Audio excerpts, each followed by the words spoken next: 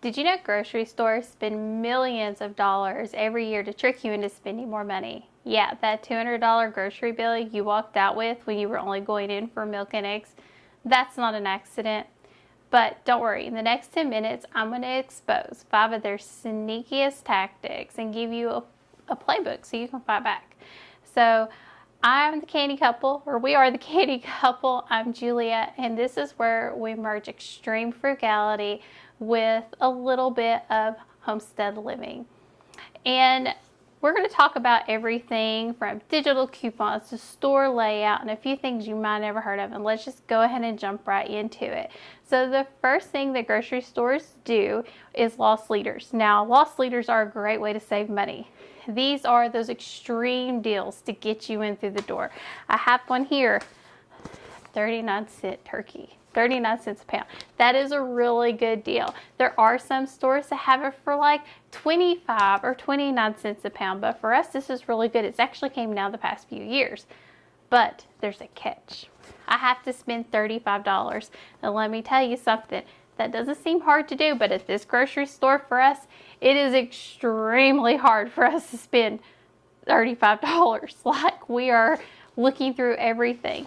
So this loss leader item, where the grocery store is going to lose money, it's kind of hard for me to get there.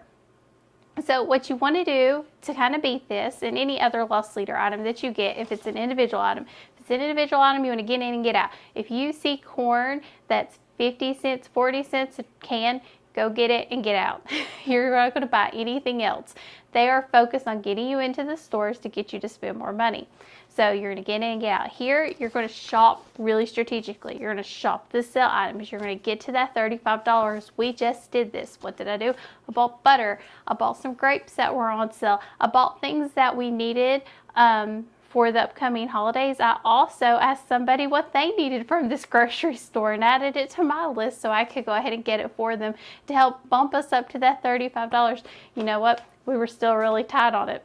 It was still struggling to find. We looked at clearance items, everything to get to that $35. So you can get a smoking good deal, but you have to make sure you do it smart. Sometimes it's not worth it. We will come across the deals like this for ground beef. And I just don't see I can't get to the $25 at the grocery store based on what they currently have on sale to actually get the deal. So it's not worth it. So sometimes you have to be willing to walk out the door without the item. So make sure you're paying attention to that. The next thing is going to be digital coupons and the fine print. So I don't know if anybody else struggles with this like we do, but if we don't put digital coupons when we're at home, it feels like it's impossible to download them in the store. You can't access it. It's always been this. Any store we go to in our area, most of them, it's really hard to search or find what you're looking for. And the world has gone digital, so everything is online. And not only is it hard to do it in the store, it's hard to find them in general. It really is. So you need to make sure if you're going to use digital coupons, you know the fine print, because what they do for us is, now for ground beef, anytime ground beef is on sale in our area, it's on sale with a digital coupon. And the digital coupon states you have to spend a certain amount of dollars, X amount of dollars, to get the coupon price. You don't see it until you actually get up front and you scan it. And it can be really hard to get to that dollar amount. Again, this is another time where we didn't get it. If we could find the coupon, you want to make sure you get the coupon at home. You want to make sure you can get to that price with your sale items and you're looking at the fine print, you're not missing it. Because if you go up front, you have ground beef, you think you're going to get the coupon deal and you don't, you pay for it and you look at it, you're like, well, this isn't $3 a pound, this is still $5 a pound. You're going to be like, what happened? What went wrong? And then you're going to have to figure that out later. So make sure you're checking it before. What I like to do is, if I have anything that has a digital coupon attached to it, anything at all, I put DC in it, in our list. I will write it to the side, DC. I let Aaron know immediately, go find this coupon for me. We have done this game. We have failed to get them and we have missed those deals. So we have learned from experience. Get the digital coupon before you ever go to the grocery store and put it in there. So that way when you're checking out and you're at the end, you can see that digital coupon price actually come off whenever you do your scan. So number 3, fake sales and price deceptions, or unit price deceptions, I should clarify. So a lot of times you'll see things on sale, and a big one is going to be pasta. Like they'll have all your pastas on sale. Like you can get them for 80 cents, somewhere around there. Right now for us, the sale price is going to be around 90 cents a box. And if you're not paying attention to your unit price, you can actually be paying the same amount for less product than you can be if you're not looking and getting another price.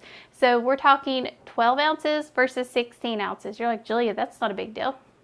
It adds up.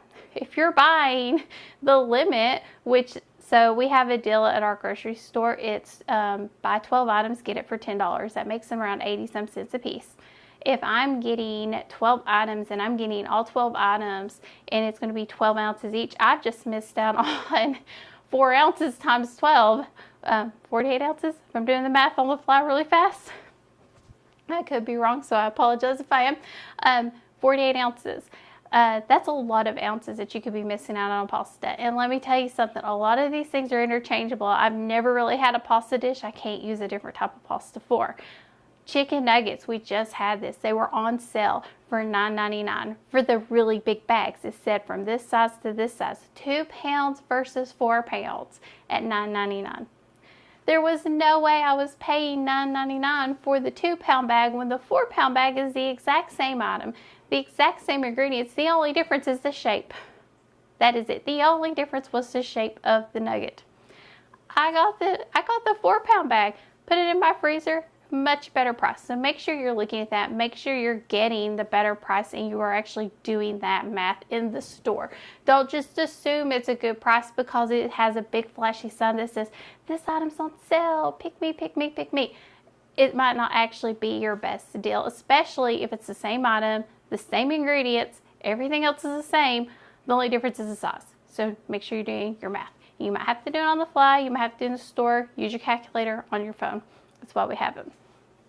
The next thing is going to be to make sure that you handle your checkout chaos and digital distractions. So I'm not going to lie to you. This gets me a lot.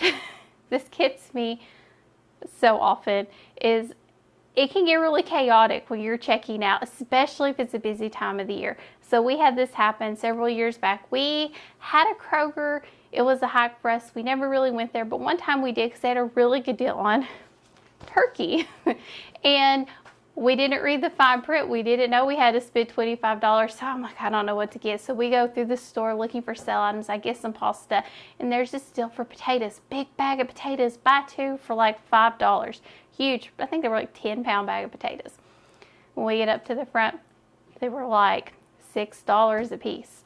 And it was so chaotic, there was no way we could go back. I mean, this place was jammed packed. If you have a little one, you're talking to the cash register person, it is all distracting. And not only that, they've made it even harder because now everything is on a screen. Before, you would have it just pop up on the thing like, here's how much this is priced at individually. Well, now it all shows up on a screen, but everything moves so fast on that screen, you can't actually see it.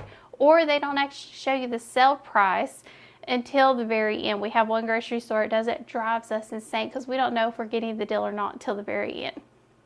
So here's how I combat that. I have my approximate dollar amount in my head before I ever check out. We did this when we went and spent the $35. I knew approximately how much it was going to be with the turkey added on. The turkey was just under $6. We had $35. I was expecting to be $41 or $42. We had a $2 overall coupon that came off. It was $40. So I knew that I had gotten all of our sale prices whenever we went through. You want to make sure you have that number in your head, and you want to make sure you kind of keep it there as you're going through, you're calculating it. Now we have our phones. You can look up the prices for all of these ingredients at most grocery stores. You can see what you're paying for that box of mac and cheese. You can see what you're paying for that soup. Make sure you kind of have an idea in your head. I'm not telling you to know down to the penny, But if you kind of have an approximate amount, you can make sure all your coupons come off, any other deals that you need to have, and you could correct it right then. You could be like, whoa, whoa, whoa, this is $10 more than what's supposed to be, what's wrong? And take the time then instead of having to go back, especially if it's a busy time of the year. And if you're finding these tips helpful, please consider liking the video and also subscribing to our channel. It would really help us grow. So number 5, these are some fast and furious tips I'm going to give you. These are just really basic tips that the grocery store uses to trick you every day. So one of them is layout. So you know most grocery stores are laid out the same way. You walk in, there's the vegetables, all the fruit, and they really want to kind of entice you into going through and wandering through all the aisles and just getting all your groceries to spend more money. Well, that is going to have you spend more money. You have to walk all the way to the back to get milk. If you're only coming in for milk and eggs, you have to go all the way through the store. You're more likely to see something and do an impulse purchase. What do?